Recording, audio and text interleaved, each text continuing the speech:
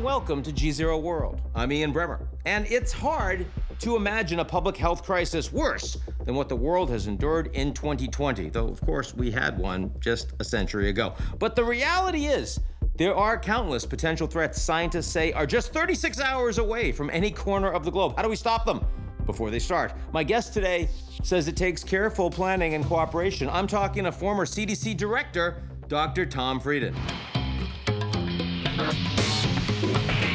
When a survey of voters, known as the National Election Study, first began asking about trust in government, Eisenhower was in office. A recession had begun, and the Pentagon was sending military advisors to South Vietnam. At the time, 3/4 of Americans answered that they did. They trusted the government to do the right thing most of the time. But as time wore on and the effects of war, political scandal, and economic distress grew, that trust began to fade. And over the coming decades, trust would plummet. Since 2007, it's never reached higher than 30%. Fast forward to 2020. A pandemic is ripping across the globe, and public trust in institutions is more critical now than ever. As luck would have it, the very organization built to handle a pandemic, the Centers for Disease Control and Prevention, has managed to buck the downward trend, and according to recent polling, it's kept the trust of 77% of Americans. But that may be tested in coming months, especially after a few major stumbles. There was that early CDC guidance against masks, a widespread testing mix-up, and a February conference call when state health officials cautioned against infected travelers entering the U.S. Just let them go, 2 officials said they were told. But generally, when the world's premier health agency speaks, people listen. And for now, 3 out of 4 registered voters say they trust the CDC more than the White House.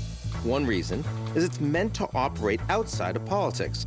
The mission is to identify and prevent threats, then coordinate and compile a range of data on disease and public health so that we all have a better grasp of what's out there.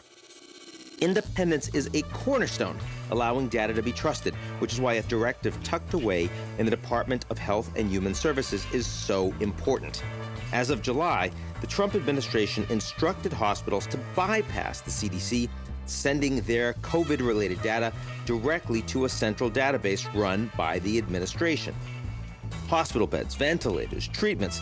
The reasoning is to make the process more efficient, strengthening a health reporting system that administration officials describe as inadequate. But remember, we're talking about trust, and the federal government doesn't have it.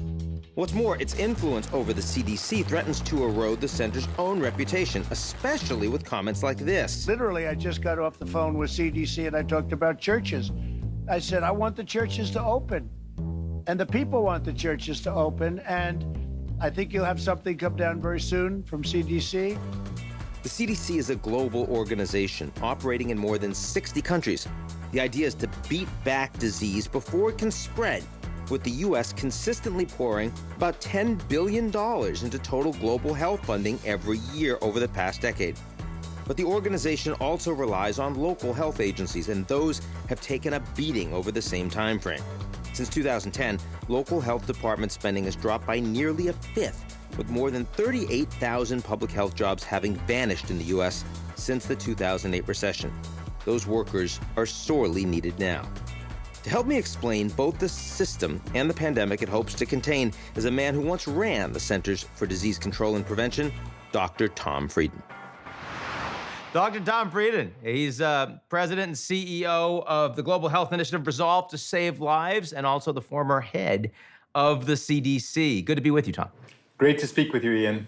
So, nowadays when we talk about this pandemic, there is so much politics around the parameters of what we're hearing, around how many cases are there really. Why don't you tell me right now, to the best of your ability, what you think the reality of the pandemic is compared to the figures that we're seeing in the papers every day? Well, you're absolutely right. There has been partisanship infecting our response to this pandemic. And what we see in every country and every community around the world is that the virus exploits the fault lines of society.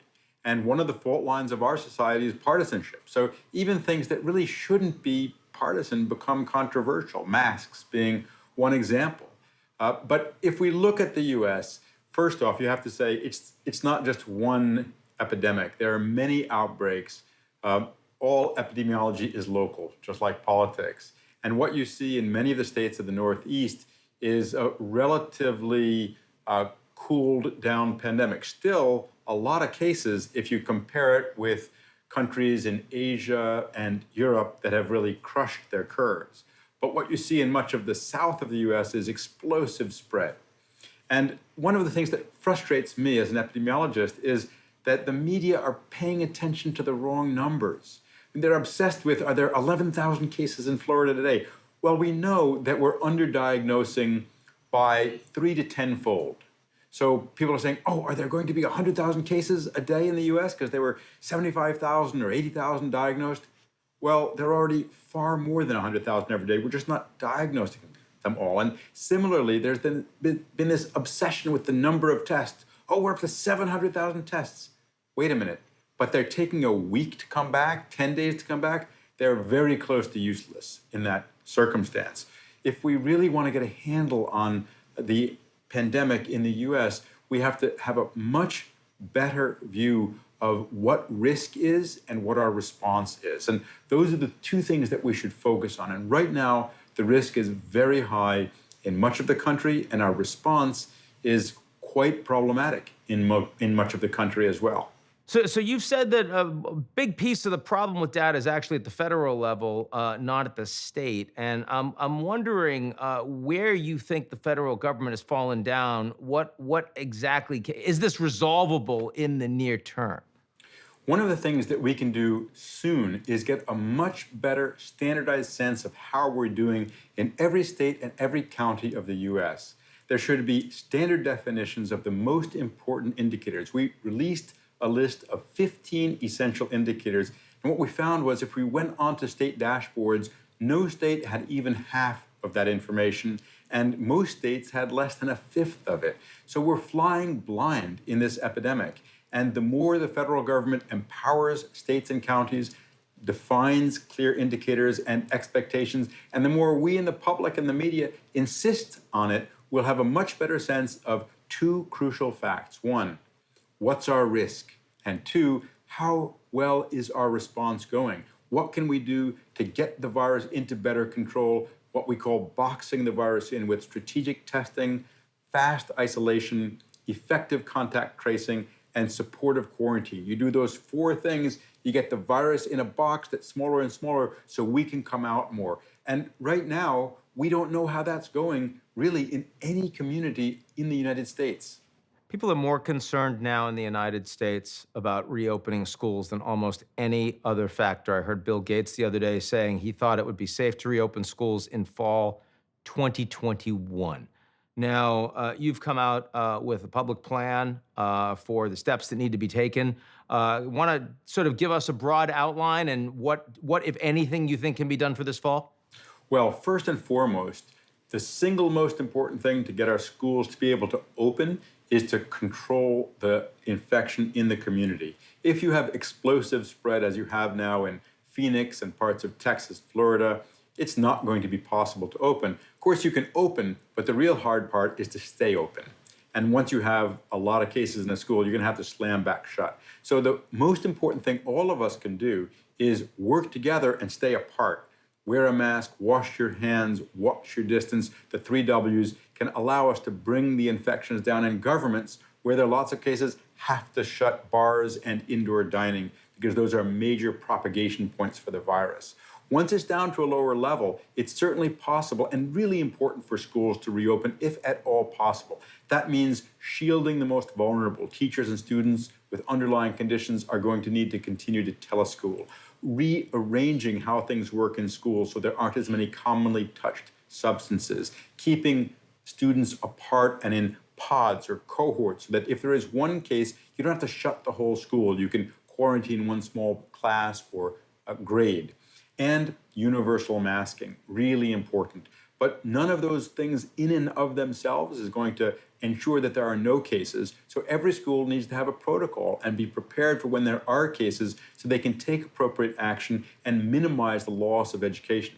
Schools are important not just for education. They're important for social and economic development. They're important so parents can get to work. They're important so that kids can get health care and nutrition and mental health services. So we all want the schools to open. The key is to open them in a way that they can stay open. So you ran the CDC. We still have a CDC in the United States. It has management. We've also got the much celebrated Dr. Fauci. We've got Dr. Birx. They're still out there talking to the media all the time. How are the health professionals doing? How are they holding up right now in the United States? Well, first and foremost, I think we need to do a much better job protecting people on the front lines. Every time I see the numbers of healthcare worker deaths, I see another healthcare worker dying, it's just heartbreaking. Here in New York City, Steve Kamholz was someone who I've worked with for years. He was 72 years old. He wanted to go in and help people. He got the disease. He was teaching from his bedside, trying to help people. He was just a totally committed physician. And to see someone like that die from this is horrifying. And I think it's largely preventable if we use a systematic way of preventing infections. And we get much better about face shields and reusable protective equipment and environmental and engineering controls, source controls, universal masking in hospitals. We should be able to dramatically reduce the number of healthcare worker infections and deaths. And that's crucially important. We're 6 months in. Tom, are you saying we still aren't getting basic health protocols around coronavirus in place in hospitals? Are we lacking supply chain? What's the principal miss here? Well, I think one of the most important things that we must do is be much more transparent with information. There have been more than 500 deaths of healthcare workers that we know of in this country, and more than 80,000 infections of healthcare workers that we know of. These are mind-boggling numbers. When I, early in my career, worked on tuberculosis, when we had a single death of a healthcare worker, it was such an outrage that there was national action to protect healthcare workers. So if we knew that, the number of healthcare workers infected in your area, every week in every area, I think there would be pressure to get that number down towards zero. Because it's possible. There are other countries that are not having this kind of infection rate in their healthcare workers, and we have to do much better. There's a broad logic, you could even say it's a conventional wisdom about the United States, that we have the worst system that is the most expensive among the advanced industrial democracies. To what extent is that true, and how has that played out in terms of our inability to effectively respond to this coronavirus? Well, when you come to our health care system, there's no doubt we spend twice as much on average per capita, and our outcomes aren't good. In fact, if you look over the last couple of decades, we've gone down in the ranking tables while we've gone way up in the spending tables. In the cost tables, something is definitely not working for us here. And some of that has to do with the cost drivers of care, our overpayment for medications, our overuse of procedures. We have a very weak primary care system, and it's being slammed by coronavirus because people aren't coming in for visits. And a lot of our primary care works on a kind of piecework basis. Patient comes in, you get paid. They don't come in, you don't get paid. We need to move to a place where everyone has a right to a primary care physician, where primary care physicians work in teams with nurses, pharmacists, social workers, outreach workers, where there's a panel of patients and a responsibility for that panel. The outlines of what we need to do to improve healthcare in the US aren't actually that complicated. Do you think the risk of global pandemics overall is going up, going down, or staying the same, and why? Well, I think the risk is going up because of our increasing interconnectedness. We have a gap in that now because of COVID. But we are increasingly globally interconnected, and that will probably resume at some point in the next couple of years. And we're also encroaching more and more on the animal habitat, and that's where 3/4 of these new infections come from. So I think we face the inevitability of future pandemics. There are lots of animals, the microbial kingdom outnumbers us. A wonderful microbiologist, Josh Lederberg, he won a Nobel Prize. I remember him saying, the microbes outnumber us trillions to one. It's their numbers against our intelligence. And that intelligence means setting up early warning systems around the world, closing the gaps in preparedness. We talked about the US, but globally, through the World Health Organization and others, we now have, for the first time, pre-COVID, a very good sense of where the gaps are. And there are close to 10,000 life-threatening gaps, lack of tracking systems or lab systems or rapid response capacity all over the world, especially in Africa and parts of Asia. And we're really not doing what we need to do to close those gaps. And that means we're all less safe.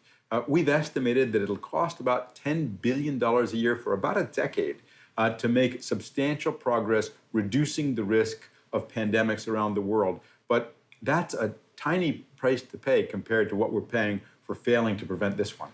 So, I mean, as someone who deals with a lot of these really horrifying diseases, which one kind of freaks you out the most? And I mean sort of personally, right? I mean, do you wake up in a cold sweat occasionally thinking, oh my God, I just contracted X? Well, I think most of us have feared pandemic influenza the most because something like the 1918 pandemic, if it happened today, could cause tens of millions of deaths. What you're worried about is something that spreads like flu and kills like SARS. Now, COVID is not that. Not that, but it's not all that far away. It spreads more than flu, but it doesn't kill anything like SARS. So you've got really a bad one, but we could get a worse one. And one of the things that I've said for years is we can't predict what the next one will be. No one would have predicted that H1N1 influenza would have emerged from Mexico. Usually new flu strains emerge from Southeast Asia for whatever reason, nor that we'd have MERS in the Middle East. So it's hard to predict what's going to happen next, but it is predictable that there will be a next time. And before we go, I got to talk about the vaccine because, we know there's well over 150 in various stages of development right now. Where do you think we stand? Well, it is encouraging. Some of the data suggests that people get natural immunity. We don't know that yet, but some of the immune responses are quite robust. We don't know how long people will be immune, to what extent they'll be immune, whether that immunity will be in all groups, the older people as well. So I'm guardedly optimistic that we will have more than one vaccine that is protective within sometime the next 6 to 12 months. What concerns me is that we make sure it's safe. And vaccine safety is really important because remember, you're injecting something into people who aren't sick, and you're going to do it millions and millions of times. And even if there's a rare adverse event, it's going to be a big problem, not just for that individual, not just for COVID, but for vaccine confidence. That's why we can't cut any corners on vaccine safety. There are some things that do concern me. I'm particularly worried about this Kawasaki-like disease, multi-system inflammatory syndrome in children. In kids. Yeah. So that's an excessive immune response. And what's to say that won't happen or something like that with a vaccine? So I don't want to create fear, but I want to be completely transparent. One of the other things that concerns me about COVID is this loss of sense of smell and taste. Implies that there is damage. It's not to your nose, it's to your brain. And how long is that going to come back? Does that imply that there might be some long-term sequelae? I'm not trying to be sensationalist or scaremongering. I think it's important that we can be completely transparent about the things that we're concerned about and will track so that we can look closely and see if it's a concern or not. Tom Frieden, thanks for helping us chart out some of this uncertainty. Really appreciate it. Thank you, Ian. That's our show this week. Come back next week, and if you like what you see, take a minute to sign up for our amazing regular newsletter. It's called Signal. It's contagious, and you want it that way.